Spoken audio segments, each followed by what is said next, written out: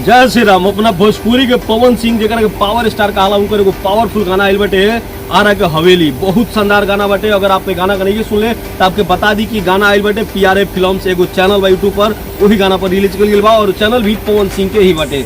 बात कर लिया ये गाना के बारे में तो भाई हम आपके बताओ चाहते नहीं कि ये गाना के अगर आप देखा तो नहीं तो वीडियो बंद कर दी और ऑडियो के खाली सुनी तब भी आपके मन करी कि ये गाना के कम से कम 100 से 150 बार सुनी।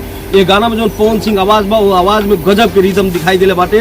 एक अलग टाइप की आवाज ये गाना में आपके पवन सिंह के देखे के मिली। वैसे आवाज के तो बादशाह हवन, आवाज के राजा हवन भोजपुरी इंडस्ट्री में। आपके पता बा इनका से बेहतरीन आवाज केहू के नहीं खे। बाकी जो सब गाना बाड़ी सो वो गाना का अगर ये गाना के साथ कंपेयर करी पवन सिंह के ही तो थोड़ा आवाज में चेंजिंग लगी और उनका आवाज के रिदम भी थोड़ा अलग लगी। बात कर लिया ये गाना में जो मॉडल काम के लिए बड़ी स्वर्गीय आकांक्षा दुबे। वीडियो में आगे बात करे से पहले हम उनका भावपूर्ण श्रद्धांजलि देना चाहते नहीं कैसे कि आपको पता बाटे कि अब हमने के भोजपुरी इंडस्ट्रीज और ये पूरा देश के ये दुनिया के छोड़ के जा चुकल बड़ी। पता ना केकर नजर लागल तो वैसा कदम उठैली और ये दुनिया से चल गई। बात कर लिया इनका काम के बारे में। आकांक्षा दुबे का काम बहुत शानदार बाटे, बहुत अच्छा लगा था। दर्शक दुनिया में नहीं की लेकिन बहुत दिन तक बहुत समय तक आकांक्षा दुबे के काम के एक्टिंग के और जो इनकर नशीली आंख बाटे भाई साहब का आधा बा और इनका काम के देखल जाई सुनल जाई। एगो रिक्वेस्ट कर चाहते नहीं आप लोग से, आप लोग के पता बाटे अगर हमारे चैनल के आप लोग शुरू से देखा तो जाता आपके पता हुई कि हमारा चैनल के बहुत कम समय में बहुत ज़्यादा ग्रोथ हुई रहे, लेकिन होली के समय हम वीडियो अपलोड ना कहीं जो ना के वजह से हमारा चैनल के इंप्रेशन डाउन हो गई बा।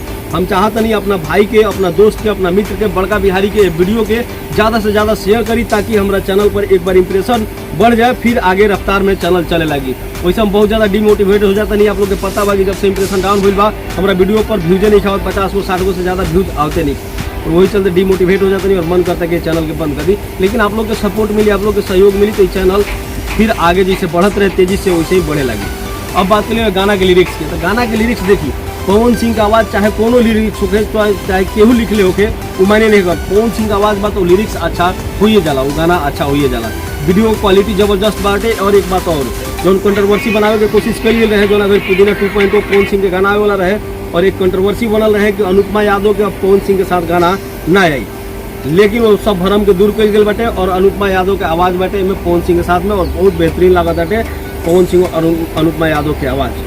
बाकी आप लोग की गाना कैसा लगल बा हमरा कमेंट बॉक्स में जरूर बताइए जा। हमरा तो गाना बहुत बेहतरीन लागल बाटे और हम चाहत नहीं कि ऐसा के गाना ऐसा के नेक्स्ट लेवल वाला वीडियो जो पहले आप लोग देखले होकर जब पवन सिंह के गाना के वीडियो अच्छा ना होते रहे, लेकिन अब जितना भी वीडियो आ रहा बा सब वीडियो जबरदस्त हो रहा बा। एडिटिंग से देख ली, कलर ग्रेडेशन देख ली, वीडियो में बहुत कुछ बढ़िया बाटे, बहुत कुछ बदलाव के लिए बाटे और आगे भी ऐसा के यही क्वालिटी के वीडियो आवे